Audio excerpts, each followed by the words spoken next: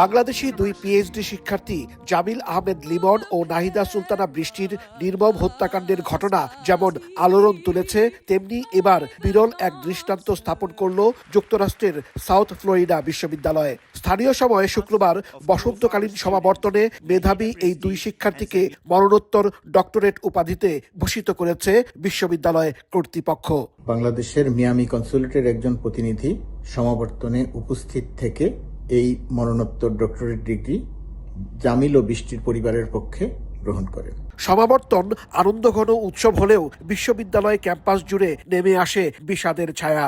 অনুষ্ঠানে লিমন ও বৃষ্টির সম্মানে দুটি চেয়ার ফাঁকা রাখা হয়।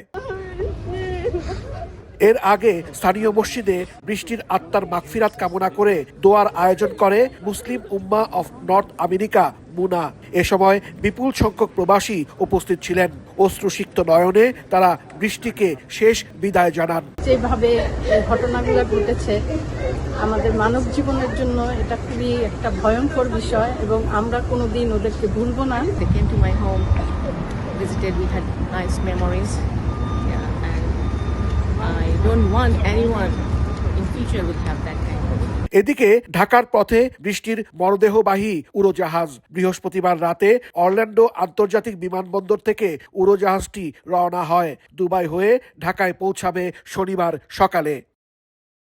গেল এপ্রিলে মার্কিন নাগরিক হিশাম আবু গেরভের হাতে নির্মমভাবে খুন হন জামিল ও বৃষ্টি। এ ঘটনায় পুলিশ হিশামকে গ্রেফতার করে আদালতের মাধ্যমে কারাগারে পাঠায়। লিমন ও বৃষ্টির মরদেহ ঢাকায় পাঠানোর সব ব্যবস্থা করেছে বাংলাদেশ সরকার। এর আগে প্রধানমন্ত্রী তারেক রহমানের নির্দেশে জামিলের মরদেহ গ্রহণ করেন পররাষ্ট্র প্রতিমন্ত্রী। এবার ঢাকায় যাচ্ছে বৃষ্টির মরদেহ। হাসানুজ্জামান সাকি, সময় সংবাদ, যুক্তরাষ্ট্র।